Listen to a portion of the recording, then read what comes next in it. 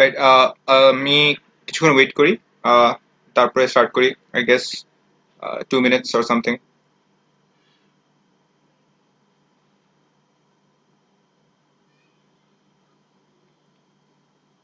For the ones that are already watching, can you hear me?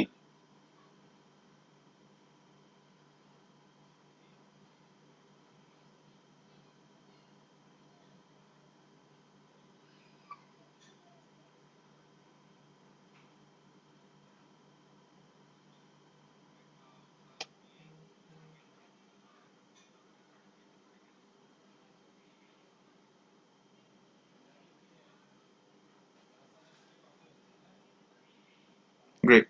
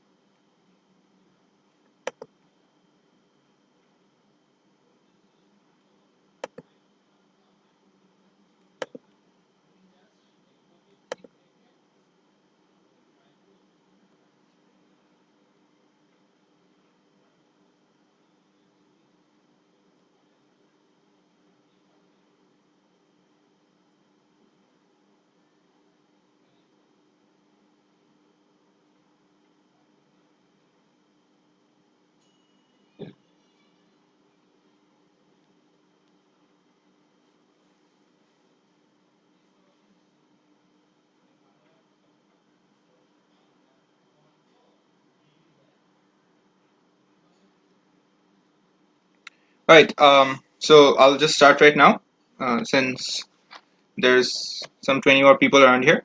Okay, so welcome to the session on advanced BP debating techniques. My name is Adi, and this lecture is brought to you by Next Level Debating. So, the way that I'll structure the lecture today is, first আমরা কথা বলবো regarding prep time in terms of BP in general, that how it might differ from, say, other prep times, and how you can improvise, specifically being in both houses.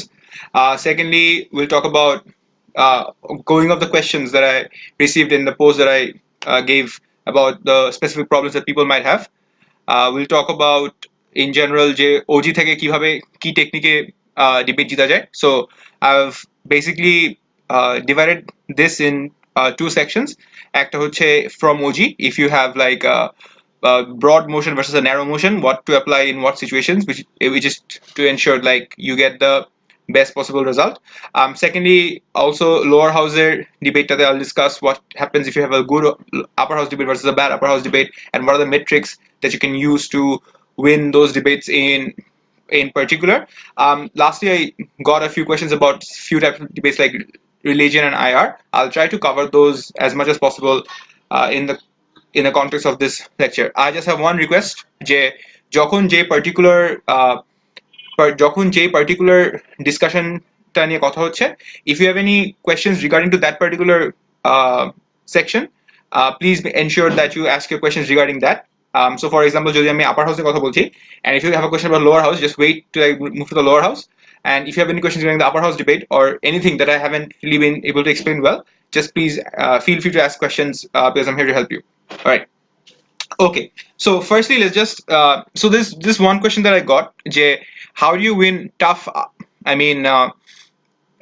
Tough top room debates in general. I think first of all, এরকম questionটা খুবই subjective in nature, which is to say, obviously top room is if they're perceivably top teams, they will also mess up at certain points of time.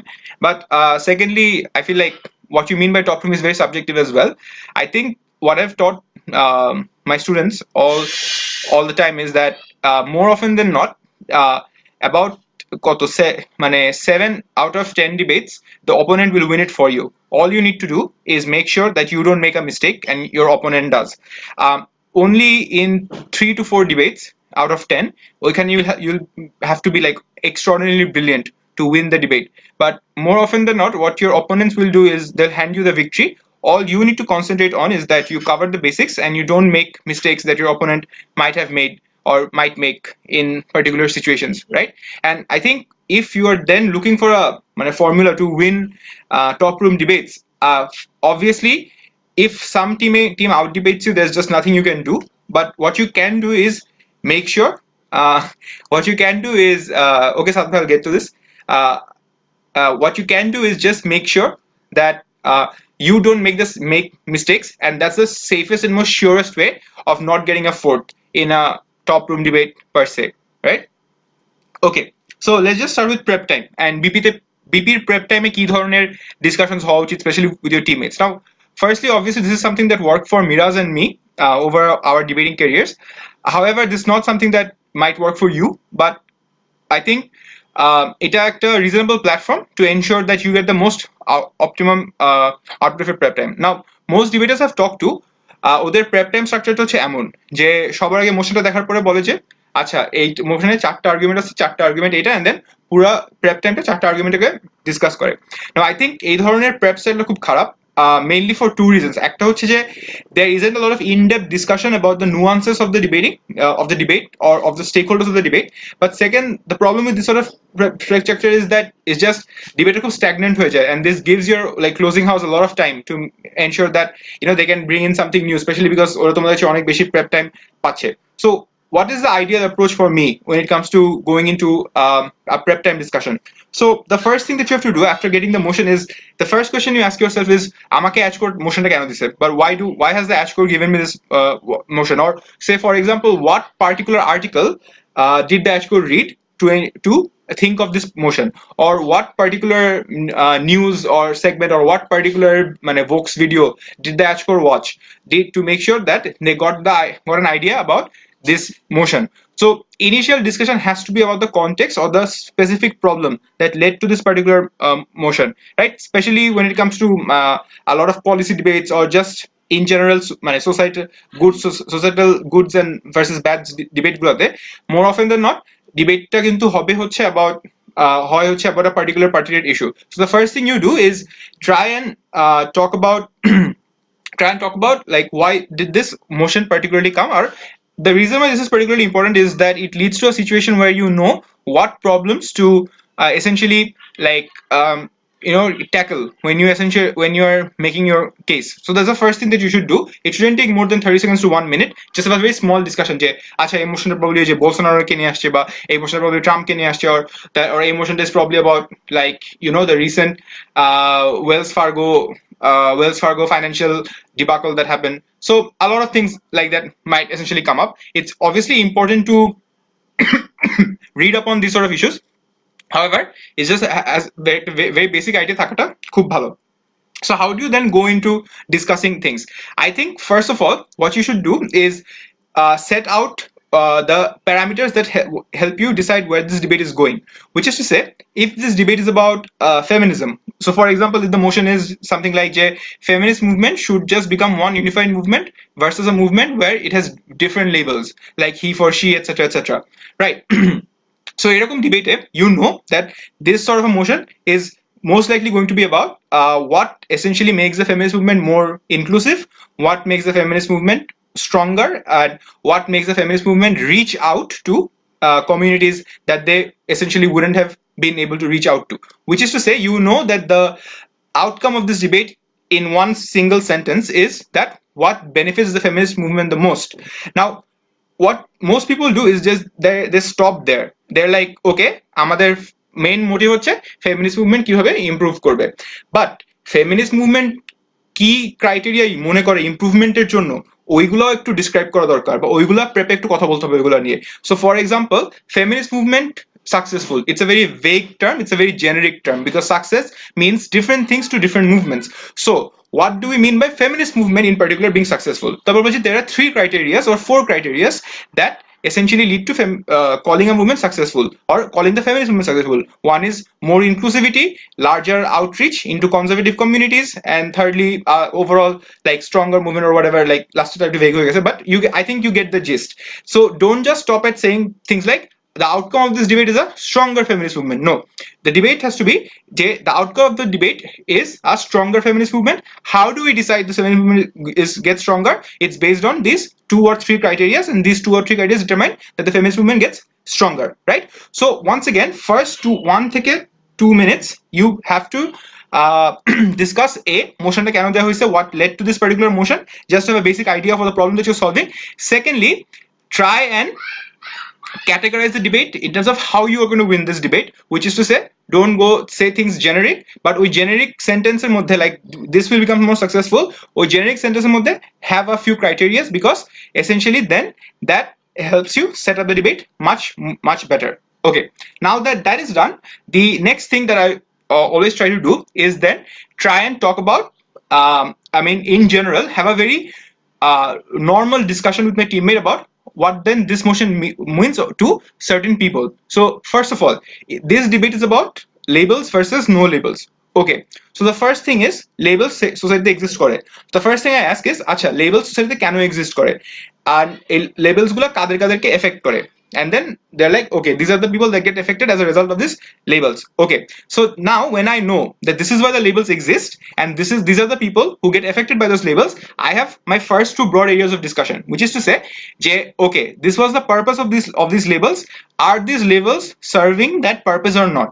Secondly, these labels were meant to help this particular group of people. Are these labels then helping them or not helping them? Okay, so one thing you'll understand is that this discussion is absolutely side neutral, which is to say, the questions that I just said, it can apply to both government and both opposition, right?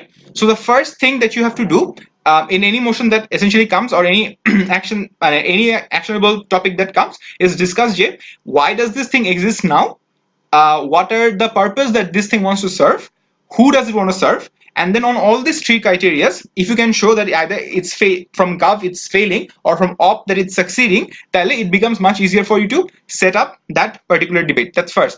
Secondly, never really go into a discussion head in by discussing acha first argument eta hobe, second argument eta hobe, third argument eta hobe. No, so when you are then discussing je acha ei debate ta then is about people who use this label. So for example, Muslim feminists or things like cultural feminists, a labels gula kaderke serve kore, and are they the most vulnerable group or not? And then the discussion that you have with your teammate, then are these people being helped, or are these people being are these people being abused as a result of these labels? That becomes your first discussion, and essentially that then becomes your first argument, which is that labels are endangering the people that they're meant to protect the most, and that becomes a very significant harm in the debate, right? So don't go into the debate thinking of arguments in the sense that don't go into the debate thinking like eta first argument dibo, second argument dibo. No, have that discussion with your teammate what makes sense in this debate, what are the most important stakeholders, and then go on up and make those discussions into arguments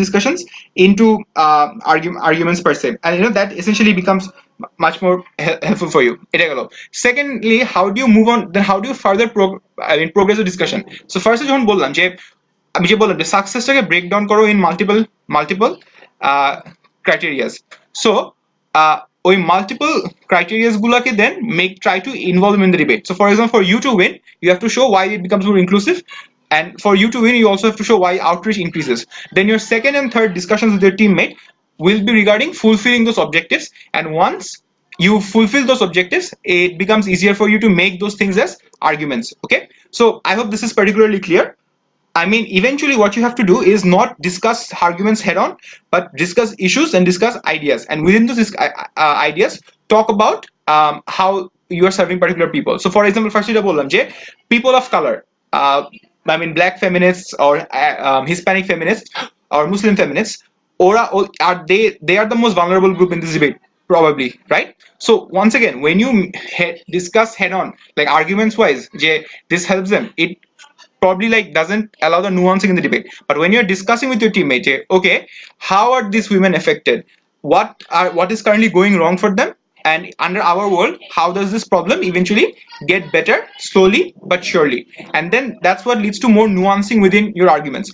So the TLDR version of this is, if you want the most productive line of argumentation, if you want the most nuanced form of argumentation, it's best to have a very simplistic discussion with your teammate about who you're serving, what are you trying to make them do, and essentially then conclude everything. Lastly, is the one thing that you want to make sure is that one person in the prep has to constantly go on and ask, Jay, what's the point, or how is this better under our world, or why is this not going to happen under their world as well? Or for example, someone has to always ask, Jay, what is exclusive, what happens under our world that doesn't happen under their world? Okay, so one particular person, and this might differ from motion to motion, because you might be have special on one particular motion and your teammate might have special on another motion. It doesn't really matter, but one person has to be play the devil's advocate role, in the sense that you don't have to break down every single argument that you're saying, but you have to think from the opposition's perspective and go like, what if they say this, or this is also another obstacle, right? One thing that you have to remember is that don't get stuck in discussions, which is to say, if you feel that there is one particular point that essentially that you don't understand, in that particular situation, try and move on to the discussion, and within the debate try and find mitigations to those particular things. All right, one comment: how do you prep as a lower house in a motion that clearly doesn't have a lot of relevant distinct areas of discussion? If you okay, so I'll talk about this in the lower house debate in terms of like narrow motions. Okay, all right, cool. Okay, so now I'll start with the opening government and upper house discussions in particular, and tell you how to basically adjust your debate in those situations, right? So if there are any other questions about prep time in general, I'll be happy to answer them.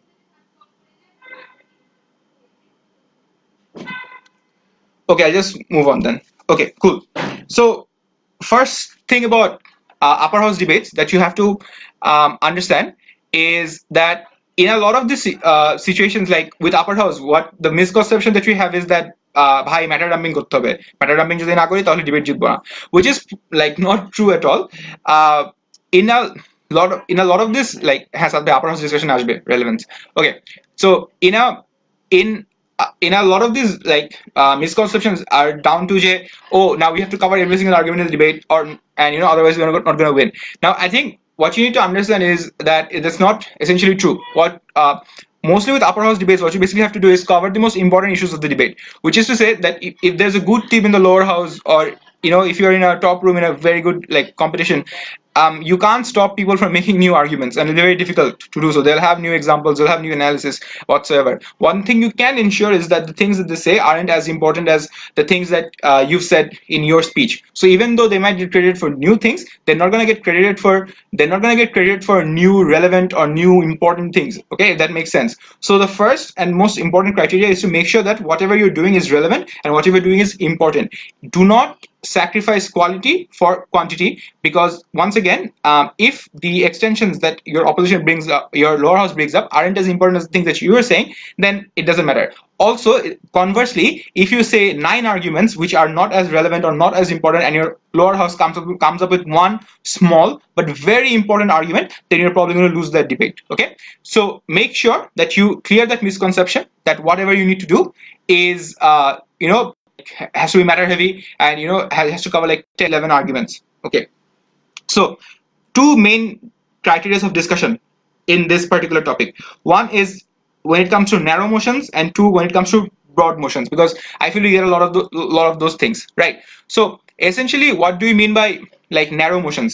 By narrow motions, what we mean is that যে narrow, so debate যদি narrow হয়, it doesn't mean যে ডিবেটের depth নাই, but what that means is যে ডিবেটের যে argument বা ডিবেটের probably context একটা, ডিবেটের probably vulnerable group একটা বা দুইটা, এমন বেশি নাই, এন্ড ডিবেটের লেন্সটা তো ওয়াইড না, which means খুবই ন্যারো একটা debate.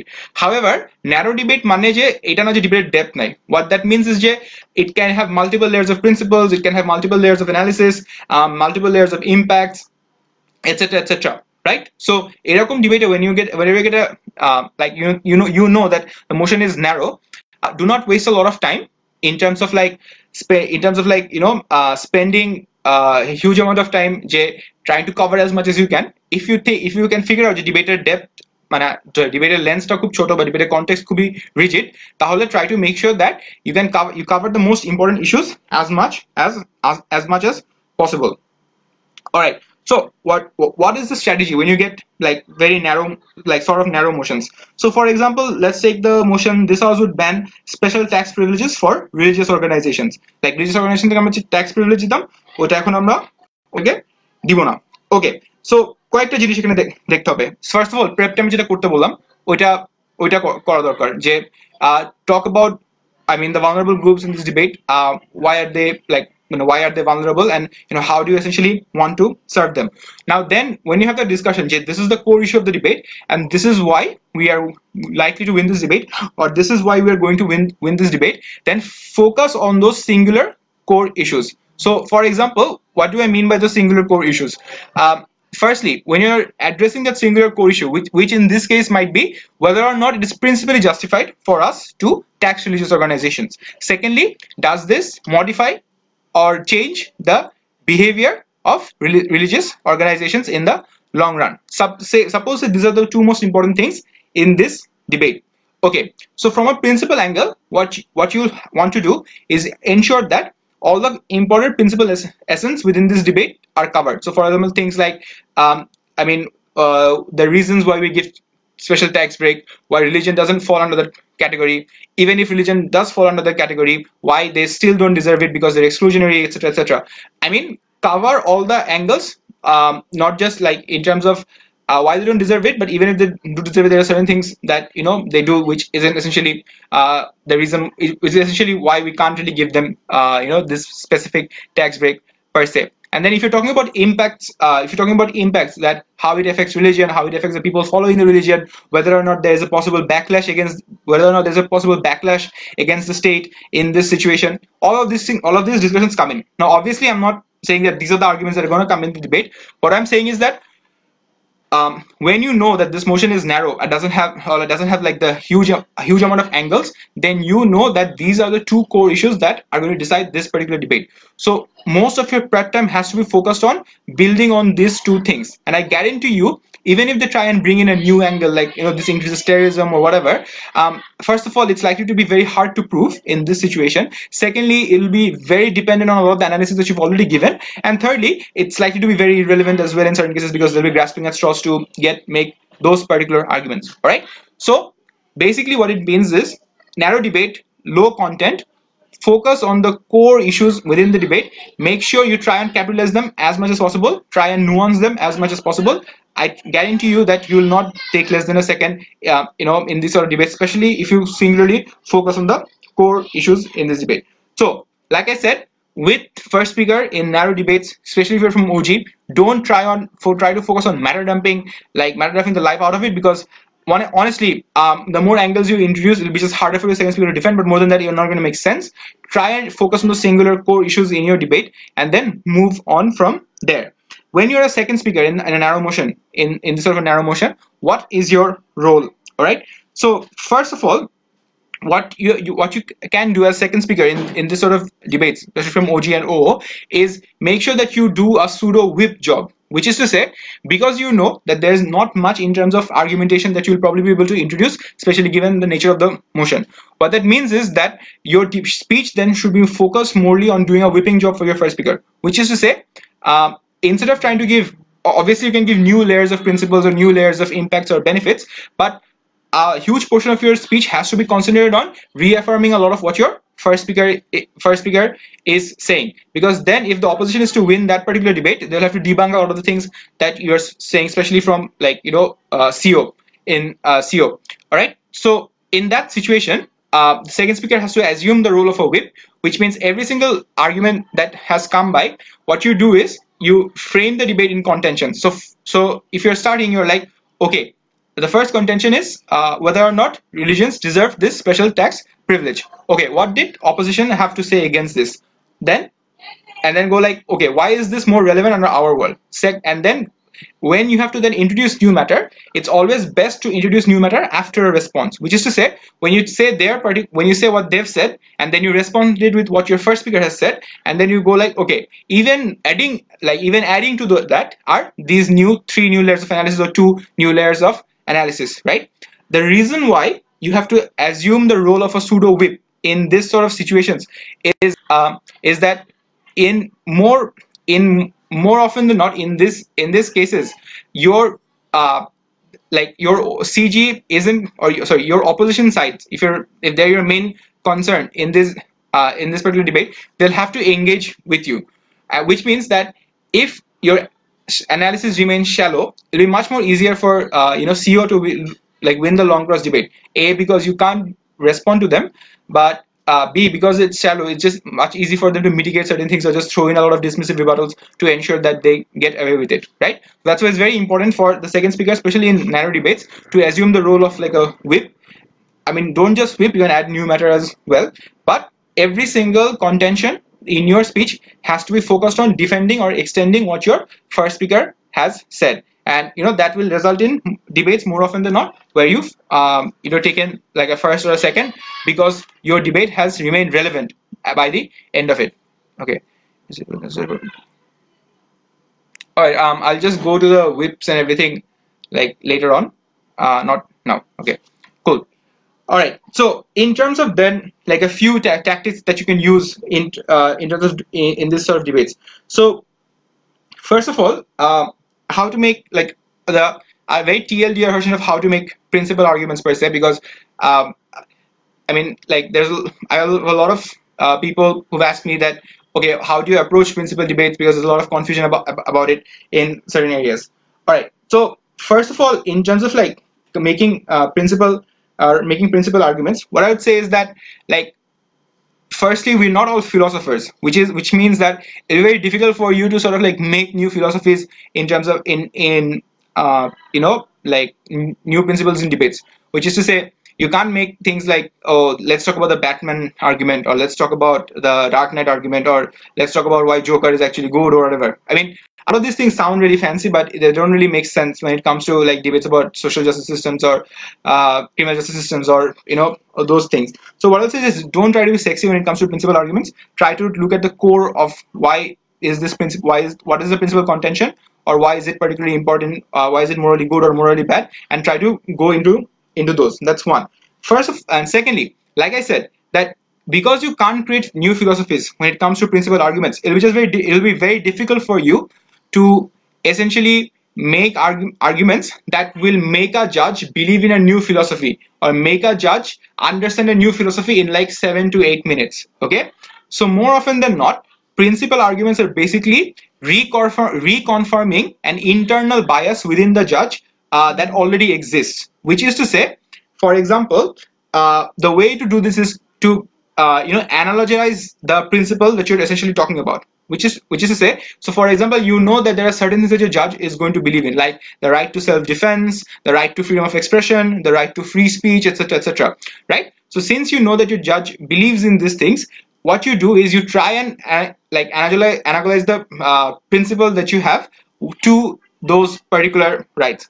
So that means basically using those analogies to ensure that you're comparing your principle to something that is already acceptable in society, and then run your principles based on that. So for example, I would recommend, like I said, running analogies to principles that are that are basically universally accepted as opposed to things that are universally debated. So for example, if you want to run a principle analogy based on self-defense, you're more than welcome to, because that's something that no one is likely to argue with. But if you willing to run a principle argument that's based on, say, something like abortion, which is once again unfortunately widely debated, you'll not be hugely successful at that, because it's very easy to dismiss, because there are a lot of conflicting opinions on whether or not this is legal, whether or not this is illegal, whether or not this is moral or immoral, right? So try and make those analogies based on things that are widely accepted as opposed to things that aren't widely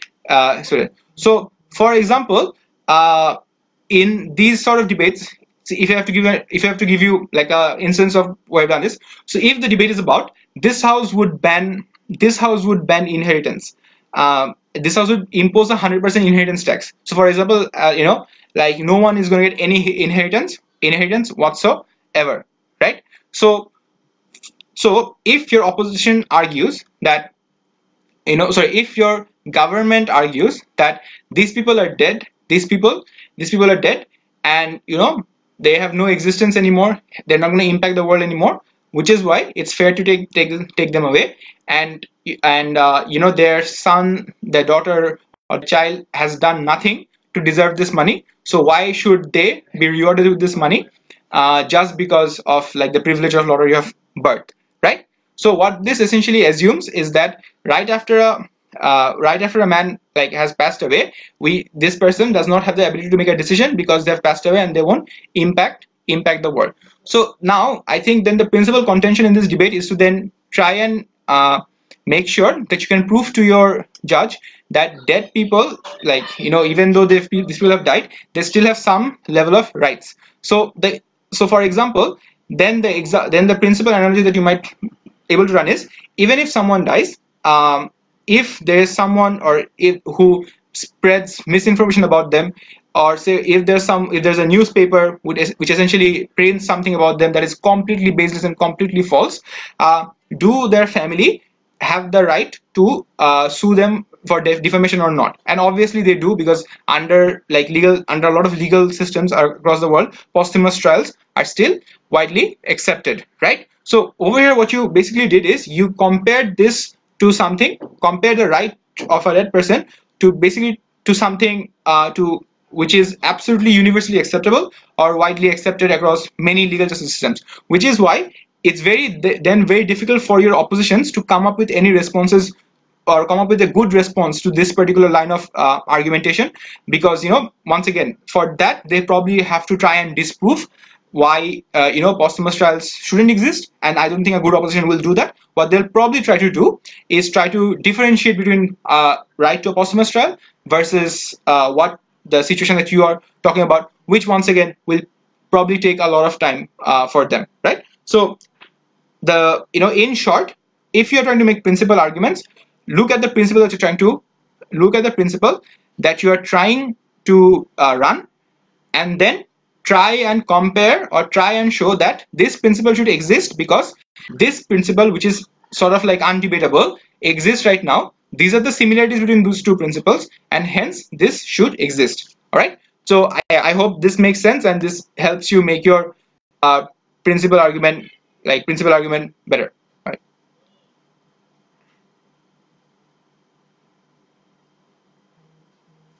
Okay. In prep, if you ever feel like there's a deadlock that is conveniently going towards your opposition side, and these things happen a lot, certain motions might not be balanced or might be very tilted towards one particular side. Given that that's the situation, I think what you should do is firstly look for characterizations that can help you shift the debate towards you. But more than that, I think in those sort of situations, if you think that deadlock is one that's going to them, my strategy would probably be to show that why this is of minimum impact in this debate, and because this is of minimum impact, even if they win that particular contention or even if they can win that particular deadlock, it really doesn't matter to the overall debate, because there are a lot more other harms that they possibly have to incur. Which is to say, these sort of situations will happen in debates. You can't really escape from that. But the most common strategy that you can do in this situation is basically to ensure that you mitigate a lot of the benefits that they that they basically say, even if you can't mitigate a lot of those benefits, what you show is that these benefits are not worth it compared to all the harms that you undertake as a result of this motion, right? So try and dilute its importance in that situation, right? So I hope this has helped your idea of how to make principal arguments in short. Okay. Then there was another question about to what extent should you use a particular model.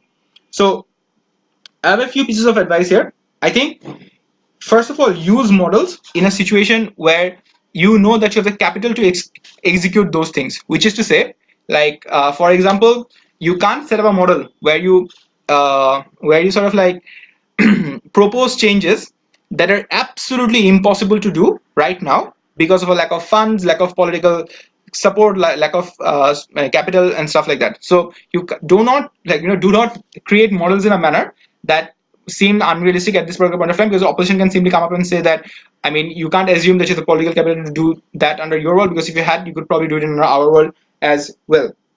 But mostly model out situations in to cut out absolutely absurd arguments or absurd harms that could come up from opposition, which is to say, if it's a debate about banning uh, plastic cosmetic surgery, you can model out things like, obviously this does not apply to victims of, I mean, acid attacks or people who have been in a car crash, because for them this means more often than not means a choice of survival, which is if they don't have their operation or they don't have the surgery, they're unlikely to survive because it's going to make their health far worse. So this debate probably applies to individuals looking to do this for cosmetic benefits as opposed to those situations. So the most absurd arguments in this situation, just try and make sure that you don't basically have to deal with those things from your opposition.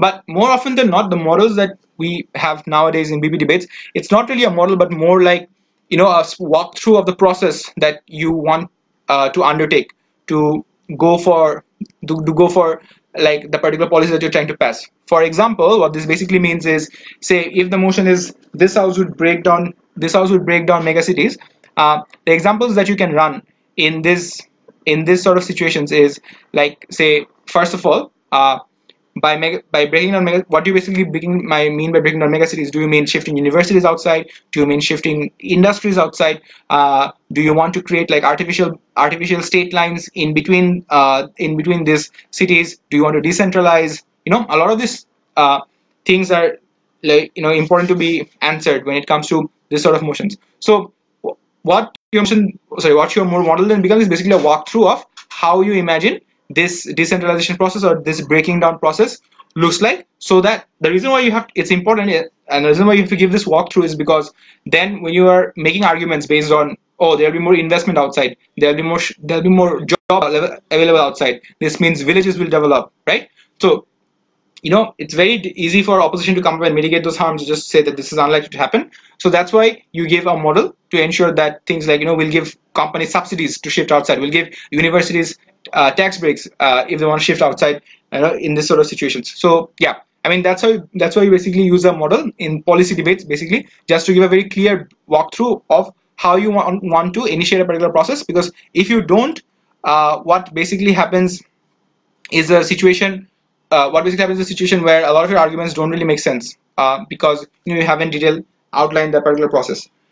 The other thing is, you'll get certain debates where you don't really need a model, but what you basically have to do is sort of create a particular situation where you give a very clear outline of how you think a certain process is going to look like. So for example, this wouldn't really be a policy debate, but more of like a debate in terms of how you break down certain things to certain people. So there was this motion in ABP which basically said that this house would prefer a world where parents are honest about their insecurities with their children. So parents have to be very honest about their insecurities with their child. I mean, talk about their flaws and stuff like that. So for example, in this sort of a debate, obviously your opposition in these sort of situations is going to give you a lot of trouble with things like, oh, obviously this child is not ready to hear that the world is unfair, this child is not ready to hear that racism exists, and that there's very low chance that they'll be successful even if they try hard and stuff like that. So what, so for example, in this sort of situations, what you basically can do is say that, by parents exposing this sort of information, we'll ensure that this is not all exposed at once, but things that are exposed slowly to the child, so they are ready to digest these things at a particular point of time.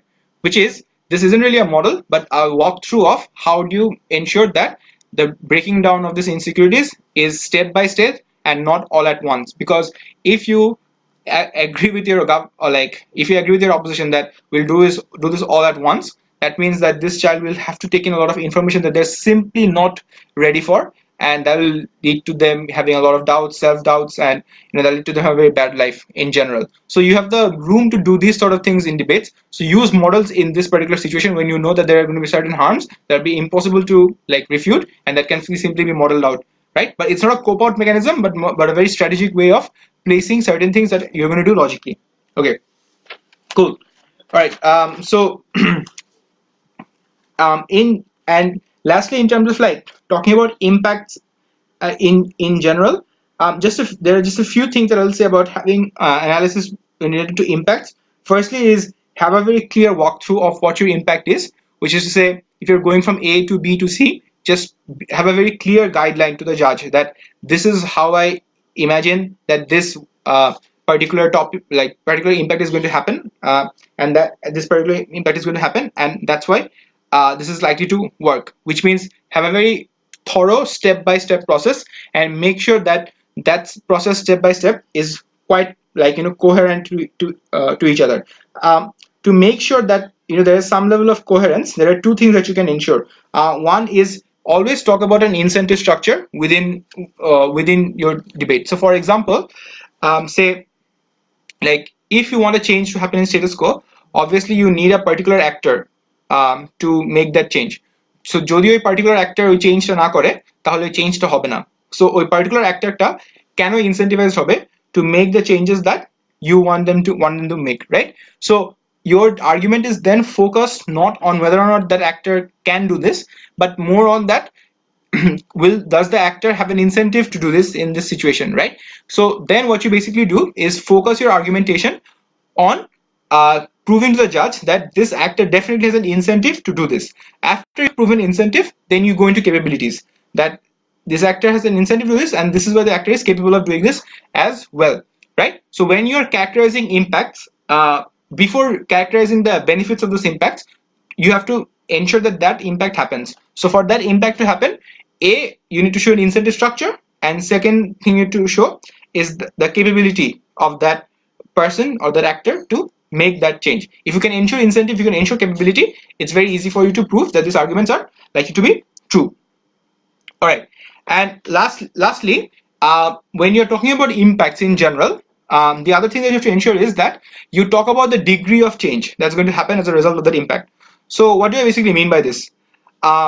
So a lot of debaters have this problem where they feel like they'll end up changing the world through this argument or through this policy, and it's just very difficult for some people to believe that, because you can't really do that in 40 to 50 minutes. You don't have a lot of time to think about it, which is why it's always good to characterize the level of impacts that you're going to make. So for example, you can say that this impact leads to a huge change in society, and it solves sexism, it solves patriarchy, it solves big xenophobia, etc., and very very likely that that argument or that claim is going to be blown away by your opposition, and your judge is going to go like, nah, that's very unrealistic, I don't think that's going to happen.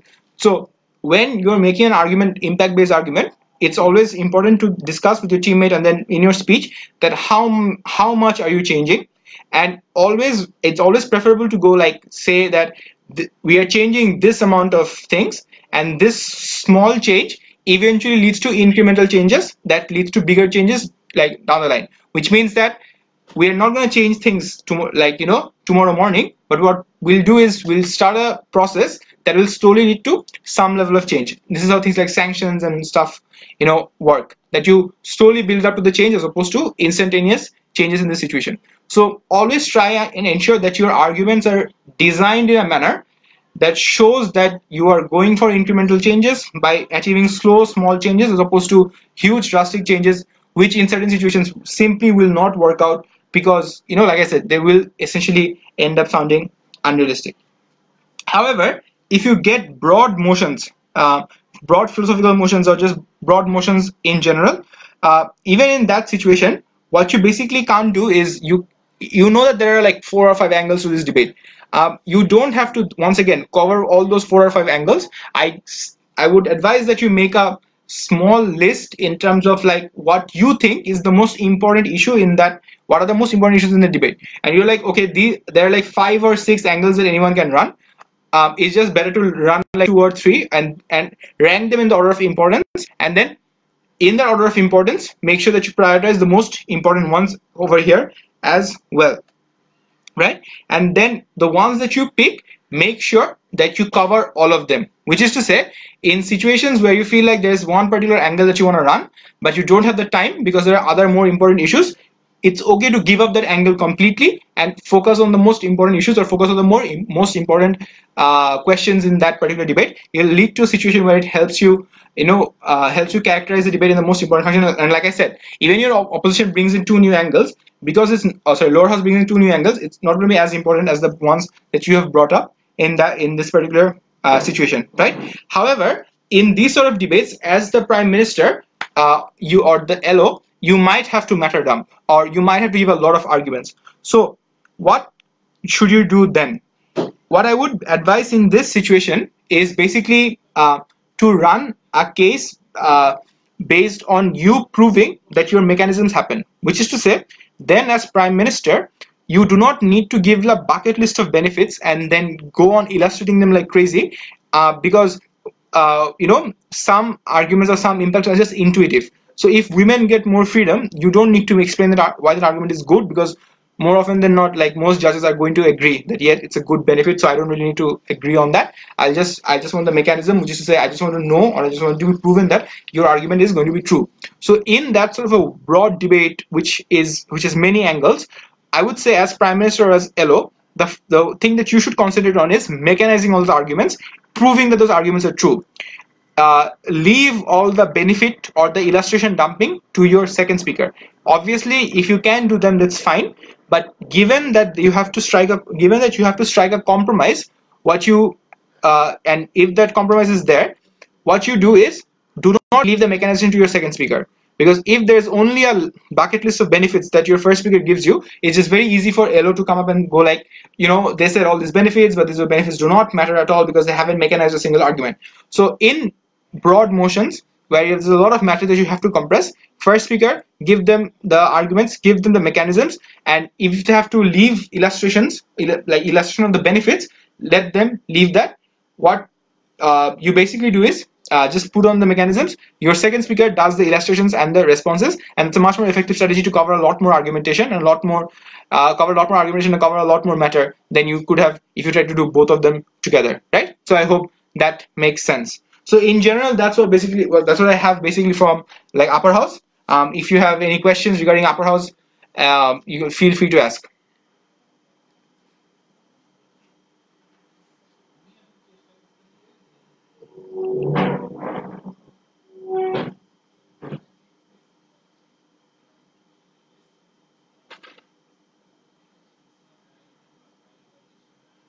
All right, so I'll start the upper house, lower house debate. So first of all, I think with lower house, so for a few misconceptions with lower house debates is that you always need to have like brand new argumentation, and if you don't have brand new argumentation, you're not going to win that debate. So I think first of all that's quite untrue, because you're going to win the debate from lower house if you have contribution, and contribution can come in many forms. Contribution can come in the form of like contribution can come in the form of like a new example, a new response, or it can be just clearing out a lot of things that have been like quite messy in the upper house debate, right? So do not always prioritize on like getting new argumentation. If you have it, it's good. If you don't have it, that's not a problem, right? So, and secondly, I think what a very widely accepted strategy was before like last 2 years was that you can bring in new angles to a debate, and if you bring in new angles to a debate, it's just very easy to win this debate. So once again, new angle isn't always going to win your debate, because a new angle might be like irrelevant or might not be as important as, say, some other discussion that you might have had in that particular debate. So just you know just like do not worry about like situations where you don't have new arguments. Even like some responses can essentially end up winning a debate. How to parallel those responses, I'll talk about it a bit later, so that you have a better idea. Okay, so in a good upper house debate, when there's not much left, what can you do? And obviously, when you're in prep and you look that you know that there's this really good team who's OG and you're CG, that you're probably not going to have have a lot of things to extend upon after they give their speeches. So what sort of mentality do you have in that sort of situation? So firstly, when a team tries to do a lot of matter dumping, there are a few errors that they make. One is because in their pursuit to matter dump as much matter as possible, what they end up doing is they miss a lot of important nuances within that, which is to say, because like I said in the last segment, that if you are both like trying to matter dump as well as illustrate as well as talk about as well as mechanize, there's a very good chance that you will miss out on something. And because talking about benefits seems so like very very enticing, it's very very difficult then for a team to control the temptations and not go on talk about benefits all over the time, right? So what you can ensure is in those situations, try and concentrate on the mechanism that is there in those debates. So for example, what this might essentially look like in these debates is that they give a bucket list of benefits. They give like a lot of persuasive claims regarding why this is good and why there's an alternative and stuff like that. But the opposition constantly keeps on questioning that, but you haven't given a mechanism, or all your benefits are good, nice, and they sound quite good, but they're unlikely to come true. And that's when you know that this team has screwed up on mechanism. So that's when what you try to do is then build on the mechanism and try to mechanize their arguments. So regardless of how many benefits they give, if you then after you mechanize this to your judges and you say that, oh, there is no way OG's argument benefits matter at all, if you don't take in our analysis for their benefits to come true, you need to take into account our analysis, and that's why our contribution is the most important in the debate, because none of their benefits matter if we should not take our analysis. So this is something that I've like tried to do all throughout my debating, like BP debating career. Whenever I've seen that there's a good team on upper, I try to see how much they're trying to build on their mechanism, and I try to look at the angles in which they are being criticized by the opposition. So my first priority is to ensure that the angle through which the opposition is criticizing them is the one that I highlight as the most important one in the debate, and then I try and cover that up. It automatically takes out opening opposition if I'm CG, because I know that whatever they're going for is what I'm addressing. That means if I can address this concern of theirs, their case doesn't matter. And because OG's, no matter how well OG did, if OO's criticism is valid, that automatically means that I have an upper hand over OG. That's why this is very effective. So concentrate on how much they've mechanized their particular argument, and if they haven't done it, you step in. So how do you then mechanize arguments, or what is the mindset in mechanizing arguments? So first thing you ask yourself is, what do you want to change? Which is to say, what parts of the debate you want to mechanize, or what specific situations or what specific impacts do you want to mechanize? That's first. The second thing that you then ask yourself is, if I want this change in society, if I want to make this change, who do I want this change to come through? And secondly, whether or not they're capable of making that change. So for example, if the motion is this house would prosecute police commissioners as well as policemen for acts of police brutality. So obviously you want a world where police brutality is reduced. So you want this change. You want this change to which actor? The police commissioner. And if you hold the police commissioners in charge, are they capable of changing the status quo at this when it comes to police brutality, right? So firstly, identify what you want to do. Secondly, who do you want to do it through? And thirdly, this person or this actor that you want to do it, do they have the capability and the incentive to make that change? Thirdly, what you can discuss, and this is very common when it comes to mechanizing, is discuss something like whether or not this is a forced change or an organic change, which is to say, is it something that would have happened anyway? Because I think you can't say that, because if it would have happened anyway, your opposition's argument would be true. So you have to go like, why is this forced change necessary? For that, an analysis of organic change is simply not going to work, or is too slow, is important. Secondly, whether or not it's a top-down approach or a bottom-up approach. So a top-down approach is basically, you change laws and then those laws change the people, and a bottom-up approach is you change people and those people then change people and those people then change the laws, right? So you also have to talk about the type of change that you're trying to promote. Are you trying to promote an organic change or a forced change, or are you trying to promote a top-down approach or a bottom-up approach, right? So these are the small things that you ask yourself when you mechanize certain arguments or when you mechanize certain debates. It'll make it much more easier for you to run these sort of analysis. Do you have any questions so far regarding the lower house debate? And the whip part, I'll go to it like, a little later. Okay, cool. All right, so weighing arguments in general, and how do we weigh arguments? Because I felt like this is something that was asked by many people in that post. Okay, so in terms of like weighing arguments, there are three things I can tell you. But the first thing I want to discuss is, why is it important to weigh arguments in certain debates? Because often what happens is that in a lot of debates, a lot of teams don't just weigh the things that they're talking about, which means they give a lot of arguments, but they never really say why is this argument important, or they never really talk about why this argument makes sense, or why is this argument the most important one in this debate. The reason why this is particularly important, because often when debates become messy, a lot of judges don't really understand where to place certain arguments and what value to give to those arguments, and that's why a lot of credit goes missing. So the team that then weighs the debate and shows the realistic changes that they're bringing in is the one that constantly gets credited by the judges.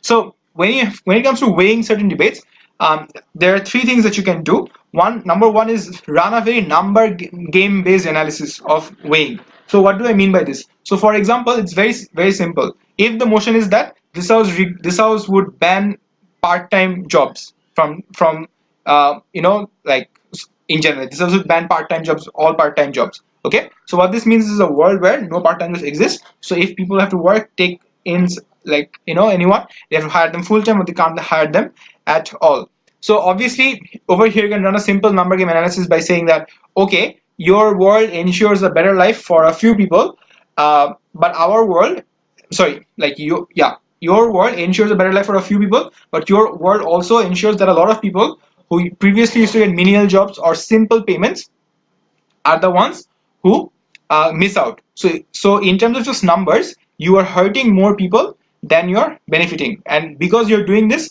and because you don't win the number game, you don't win that debate, right? Just have a very simple numbers comparison, and then go like, even though the quality of life for everyone is slightly lower under our side, we're at least helping and serving more people, as opposed to their world where definitely the quality of life of some get much higher, but the quality of life of many get far lower. Right? So run this sort of number game analysis and go like, we end up serving more people than you do, and hence our argument is just more important. The second thing you can do is run like some level of vulnerability analysis, which is to say that for example, this can be completely contradictory to basically number game analysis, which is to say that even if you are serving less people and hurting more people, if you can show that the ones you are serving are the ones that are the most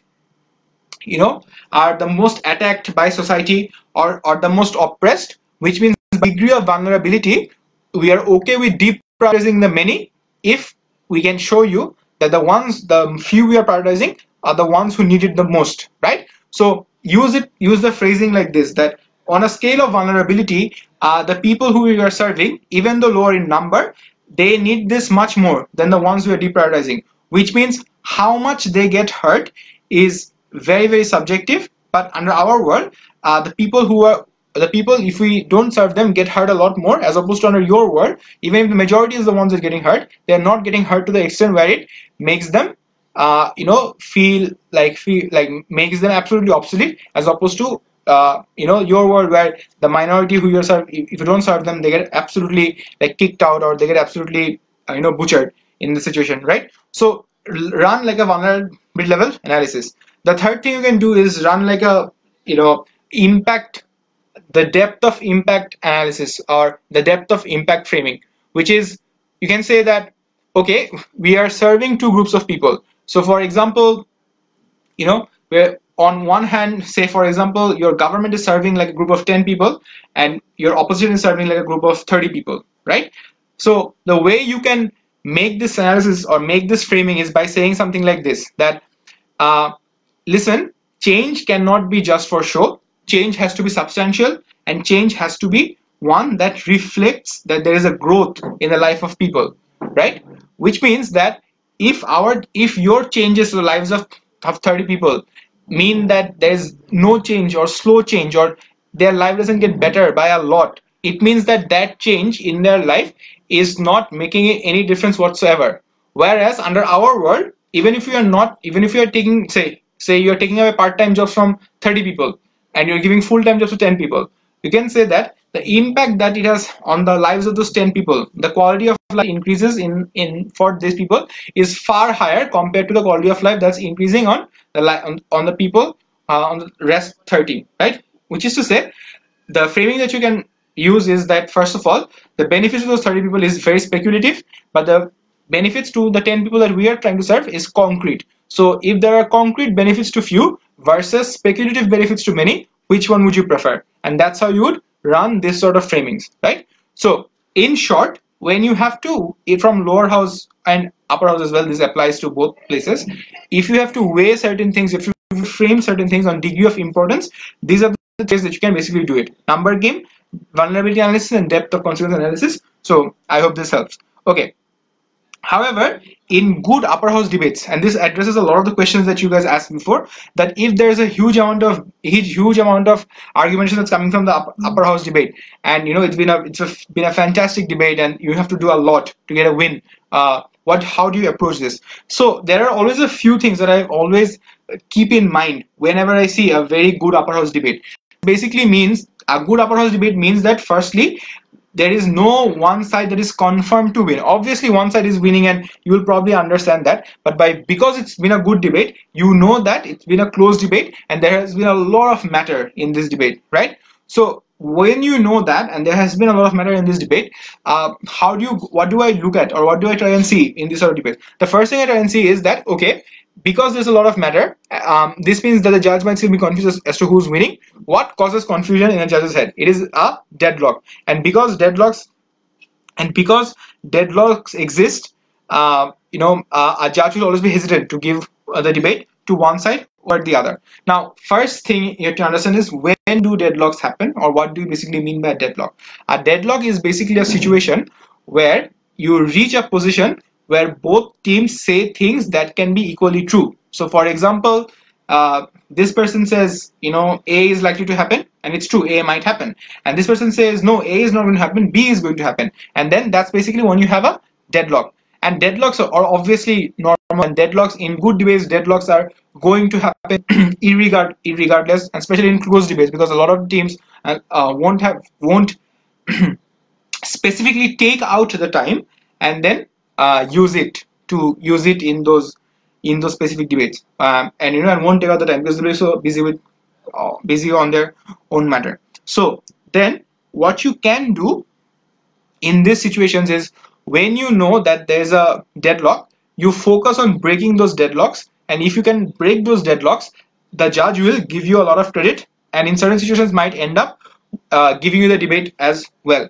So how do you go about this? So you go up and say that, okay, team A said this, team B said that. Now I think both of these are likely to be true, but none of them went out of their way to tell you which one is likely to be truer than the other. This is why I understand that you right now are in a very confused position about what to credit and what not to credit. What we will do from closing government / closing opposition is tell you why one is likely to be why is one more persuasive than the other, and hence proving why our argument stands. And then you break the deadlock. After breaking the deadlock, what you once again tell the judge is that, listen, I understand that a lot of the argumentation, a lot of the benefits is from OG. However, for OG's benefits to stand, they had to tell you why, in a situation of deadlock, their world is likely to be more their world is actually prioritized over the other world. If they don't do that, or if they haven't done that, there is no way that they can take this debate, because we're the team that has done that. We are likely to, or we should be the ones winning this particular debate. All right. So this is how you try and characterize breaking a deadlock and telling the judge that why is it important that you broke that deadlock. Because like I said, if you do not break the deadlock, how is the judge then going to award the benefits? Because if the judge is not sure that this world is likely to happen, they can't award those benefits. Now the question is, how do you break deadlocks debate? So the first thing that you can do is, and I know this sounds very simplistic, but you can just try to analyze historical trends, especially in debates about policy, which is to say, if someone says that, if you ban special tax on religions, someone says that, like, oh, religions will change because they need that money, or they'll become exclusionary, and the other team can say no, there'll be backlash, against the state, there'll be protests. And honestly, there has been both in a lot of situations. Like, I think the government in England sort of like changed the Mormon church in some manner. I do not really remember, but also in certain situations when state has tried to become aggressive on religion, there have been protests against the state, a lot of violence, yada yada yada. Now, because both of these are likely to be true, I think if you do a simple historical analysis of what country is this, or which countries are you talking about, how are they actually perceived to that change. Second, or you can go like, if you're going like, oh, there will be no protests, you have to say things like, okay, listen, they're not changing the religion, they're not changing how to change your prayers, they're not telling you to change your god, or they're not telling you to change your mosques or whatever, they're just telling your religions to pay taxes. Most of the people do not even care whether or not their religion pays taxes to a large extent, which means this is just one of those things that are not fundamentally important for a religious person's core belief, and hence I don't think they'll take out time to essentially protest against these things, right? So just do a simple trend analysis of what you think is likely to happen in this situation. Like I said, once again, you don't need to make new arguments for you to prove this. What you can do is just give a more persuasive analysis of why, even though both situations can be true, why your situation is truer than the other. That's first. Second thing that you can do is just rely on basic characteristics of either humans or humanistic structures, or just basically human instincts or human incentives. So for example, if you're talking about how a child is likely to react, if it's a debate about homeschooling, or if it's a debate about, say, parent, or like, say, for example, children getting expelled from all education because of instances of bullying. So for example, how is a bully likely to react in this situation? Is a bully likely to be more aggressive towards, say, the people they bully, or are they likely to be afraid of the school and the school structures? Once again, both situations are likely. So what do you then do is then you discuss the intrinsic characteristics of what a bully does, or basically how are they wired, what motivates them to be aggressive. If someone is aggressive against them, do they step back, or do they become more hostile, do they become more angry and stuff. I think those are the sort of things that you can essentially talk about in these sort of debates, right? Just try to go. So obviously, when there is a deadlock about a human situation, that what is likely to happen in this situation, and it's basically a human versus, like, it's about a human who is confused about deciding between this or that. I think what you just do is try to characterize what motivates that human being, or what are the emotions that these human beings run on, and why are these emotions more overpowering than the other, and that essentially makes it much more easier to break down those sort of deadlocks, right? The other thing I want to address is weighing a principle. Yeah, the other thing I want to address is like a weighing a principle impact versus, sorry, a principle versus a impact, right? And I think this is someone who asked this. So I think it's a pretty good question in terms of, like, if there's a principle team that's going strong on principle versus a team that's going strong on impact, which one do you prefer? Now, obviously, there's no right answer to this. But what I can tell you is that what strategies to do if you're on one side and the other. The first thing you can do is try. So if you're on the side of principle, and you want to prove that the principle argument is far more important, there's the stock way to do this is just go say things like, oh, okay, like, obviously impacts are very arbitrary. You controlled impacts, and it's just very, very difficult for you to predict what's going to happen. However, principle is the only thing about this debate that's consistent and it's going to apply universally and apply to each and everyone who is a part of this debate, which is why I think principles are definitely the more important, the more inclusive part of this debate. Also, there are certain principles which are inherently important. So, for example, things like things like human dignity, autonomy, agency. You can just say that regardless of impacts, these upholding these principles are most important because these are the things that makes us human. And if as human beings we do not have these things, then as human beings we just become a means to an end for, and that means that there's no difference between a human being and a machine. And that's basically essentially horrible because that ends up making a human being a machine. And that's something that we can't, well, we just absolutely cannot accept because it destroys the essence of being human beings in general, right? So we are trying to say that the principle is more important than the impact. Just rely on why impacts are arbitrary. Secondly, why principles apply to anything and everything, and and aren't as arbitrary as what impacts are. But lastly, talk about why principles in and of themselves are much more intrinsically tied to things that you would consider important as a human being. And what makes you a human being is more important than anything else, because if you don't have that, then you don't have anything else or the ability to make a decision and stuff, right? This is the thing that you can do when it comes to like a principle versus impact debate. If you're trying to value as a judge or a debater that why we should prioritize the impact over the principle, what you can do is firstly talk about the vulnerable groups that you're talking about, why principle isn't as important for them because the livelihoods that you're talking about are just far more worse than what any principle value that they can have.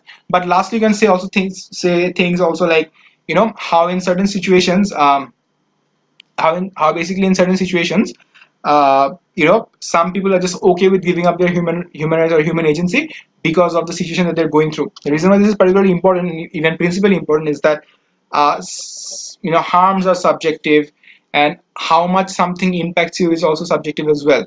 Which is to say, it's very privileged of us to sit here and then discuss, oh no, this individual shouldn't give up their right to choose, or this individual shouldn't give up their right to agency or autonomy because these things make them human. But also, what also makes them human is food, respect, or money, or whatever, right? Basically, try to connect in situations where you are valuing the impact over the principle. You have to show why the impact is urgent, why the impact is necessary, and lastly, why the people who why the people whose principal rights might get devalued are more than okay to give up that in exchange. Okay.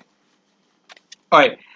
Lastly, in terms of like making extensions in general, there are a few strategies that you can talk about while the upper debate is going on, and this is very important. And this is where basically your team chemistry, and this is where your debating mind has to take over, in the sense that when the upper house debate is basically going on, there are a few things that you need to consider. The first thing is, if you are CG or CO, you ask yourself who is winning the upper house debate, and this is very important to address. So that's why it's very important to address the upper house debate from from the position that you're judging. So do not just hear the upper house debate and go like, oh, I need to rebut this, I need to rebut that, but also have a very good metric of judgment in terms of like which team is winning the upper house.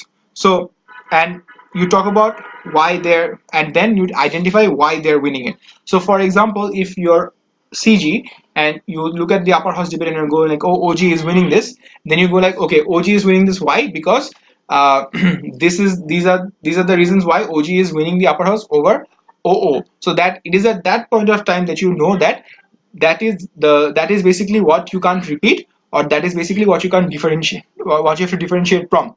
But you also know that if the judge is giving OG the debate over O because of this particular reason, means that if you give a more refined version or a more persuasive version of that argument or of the response, means that the very reason why OG is beating O, and you give a better reason to the judge, then that means you automatically beat OG, and as a result OO as well. Which means the team that's winning the upper house concentrate on why they're winning, and then based on that either try to differentiate yourself, or try to give a more compelling incentive within that reason as to why you should win the debate over the over the upper house. Or say, for example, if you're OG and you know that O was winning the debate, then you probably have to then calculate, okay, O is winning the debate because of this response, this argument, and this argument. Okay, these three things are what leading to O winning the debate. Okay, that means that if I disprove these three reasons, I'm beating O, and as a result, OG as well, right? So this is when the upper house debate is going on. This is the discussion that you need to have. What have the upper house contributed, and because they have contributed to this particular thing, as a result, these are the things that I need to do or I need to overcome to win this particular debate.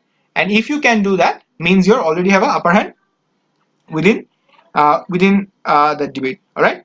So yeah, and like I said, this can be anything, but whatever that reason is, try to better it or try to differentiate from it and say why your differentiated reason is far more important. But in terms of the principle, like in terms of extensions, there's no basic way of saying that how do you make it, how to provide extensions. Obviously, like I said, you discuss mechanism, you discuss like what the breaking down deadlocks, and obviously in the position in prep, if you find new arguments which are important, run those arguments, right? But try to cover a few things in extension if you can. One is try to have a principal angle to your extension, which talk about a moral reason if possible, if the upper house hasn't touched it, or if you think it's plausible. You don't have to go out of your way for that, but it's just important that if you can, just make sure that you have a principal extension if possible. Secondly, try to have a new extension in terms of like try to have a new impact in your extensions, or even if it's a new impact, a new incentive mechanism that is far more refined than your upper house, right? And the third thing that you can should have is a response based extension, which is extension that is a direct response to your opposition's main argument. The reason why this is important is because this means that you don't have to waste time on rebuttals. You can just directly go into an extension and you can tell the judge that like rebuttal is integrated, and then you can just clearly take that down from the very beginning, right? So try to have a new principal extension. If possible, try to have a new impact based extension. If you don't think that there is a new impact, try to have new analysis or new incentive structures to the impact that's happening, or new benefits to the impact that are happening. And lastly, very importantly, try to have a response based extension where you integrate the most amount of responses that you have against your opposition's case, right? However, in situations where arguments are same, one, like I said, try to show the urgency of the solution, which is to say things like that. Okay, even if upper house has discussed about why this is the most effective solution, we have to say what we are trying to introduce over here is that you have to pass this policy, because if you don't pass this policy, the problem is somewhere what we call a tipping point, which means if you do not solve this problem now, you won't be able to solve it in the future. It will go completely beyond control. So why is this sort of analysis important? Like if you because you might ask yourself that OG has already said that this is a good solution, right? What am I adding? So what you're adding over here is that because you've shown the judge that this is a problem and this is such a dire problem that we have to act now, that if we do not act now, we are just completely done for, right? So why is the judge going to credit you more, or what will the judge think in this situation? The judge might think that, okay, OG is giving me a good solution, but O's like, oh, this might happen, this might not happen. That means that there might be some level of confusion whether or not this might actually be a good solution or not. However, what CG has done is convinced me that if I don't go for this, I literally have no other option whatsoever, which means CG's analysis trumps everyone else. That means that even if it is the worst possible solution that there is, it is still the only solution that we have, which means this is how showing urgency in a debate adds a lot of value and can be persuasive when it comes to convincing the judge as to why you should win. But lastly, a new context can also be a new extension. So for example, one of my most favorite debates examples regarding extensions is one that was in Thessaloniki Worlds round 8, I think, where basically the debate was about do we or do we not oppose feminism cults. Okay, so that's when a lot of the upper house debate was about Nicki Minaj, Taylor Swift, the bickering that goes on, how these people don't understand feminism, and their brand of feminism is commercialized, and that's why this is bad and stuff like that. So CG's first speaker basically comes up and says that, oh, listen, this debate from upper house has been extremely privileged, has been extremely white, in the sense that they've only talked about like famous pop stars who are rich, famous pop stars who live in the Western world. However, this debate is also about female academicians who have a cult following in developing countries, like Malala Yousafzai and Judith Butler and some other Asian feminists and stuff like that.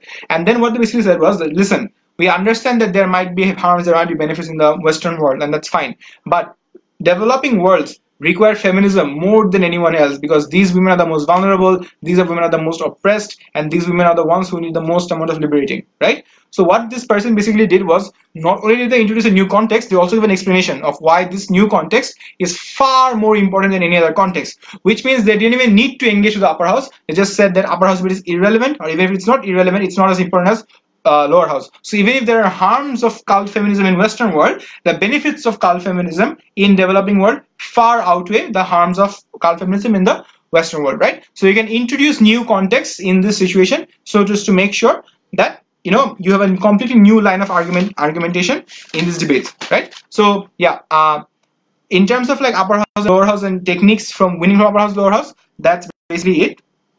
The one question that I basically got was that, what about religion debates and how do you essentially engage to those? And this will be the last part of the lecture. If you have any questions, please feel free to ask me. So in terms of religion debates, the first thing you should ask is that, what sort of religious debates happen these days? I don't think debates like this house prefers the world with religion, without religion don't happen anymore. They're quite old in general. However, the debates that do happen is that, what about how should we characterize prophets? Do we paint them as saints, or do we paint them as people who were flawed as well? Or how do we how do we represent our faith? Or what is the best way for the Catholic Church to get more followers and stuff like that? These are the sort of debates that essentially come into in today's debating world, right? In these sort of debates, what you basically have to do is always think of a few things, which is to say, firstly, one of the most fundamental questions is that, is religion modernizing or not? So if religion is modernizing, what is the best way to capitalize on that modernization? Can it become more inclusive? Can it not become more inclusive? And those are the facts that you need to take into account. So most debates that happen on religion are basically about whether or not religion can modernize, and to what extent should it be able to modernize. So I think that's the first thing I should keep into account when it comes to religion debates. The second thing you have to take into account is that the types of followers that you're catering to, which means all religion debates aren't catered to every single follower, which means there are some religious debates that are only catered to moderate Muslims, there are some religious debates that are catered to liberal Muslims, some catered to the extremists, or the absolute conservative Muslims. So in those debates, or in those situations, what you basically have to do is identify what sect of a particular religious religious group is this debate being addressed to, and because this is the sect that you're talking about, this is the sect that you essentially focus on the most. Okay, that's first. Secondly, if religion is modernizing, and if that's a debate, you also have to talk about the rate of modernizing, which is to say, if modernism happens at a very fast pace, this pushes away conservatives a lot more. But if the change happens at a very slow pace, does it slowly allow gradual changes or not? So some debates are about fast changes versus slow changes, right? So slow changes means that maybe people might be slowly more accepting, gradually, becoming more liberal. Or slow changes might also mean that, the people in power are just consolidating their hold over the power even more these days, and that's essentially bad. So obviously, then make sure that these are the things that you account for as well. Lastly, I think there are debates about relevance of religion as well, and relevance of faith, which means how do we ensure that individuals best portray their faith, or are best accustomed to their, or are best in a best position to practice their faith, or practice what they essentially believe in.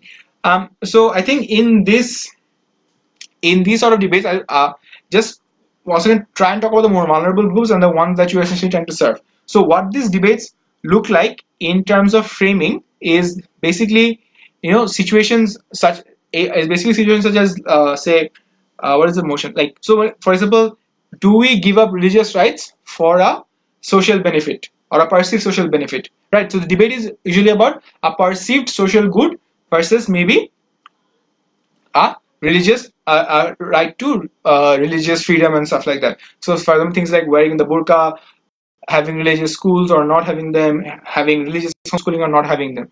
So in these sort of debates, just two things, just ensure two things. First of all, a religious right to religious freedom is a very celebrated right, and it's one that liberals champion a lot.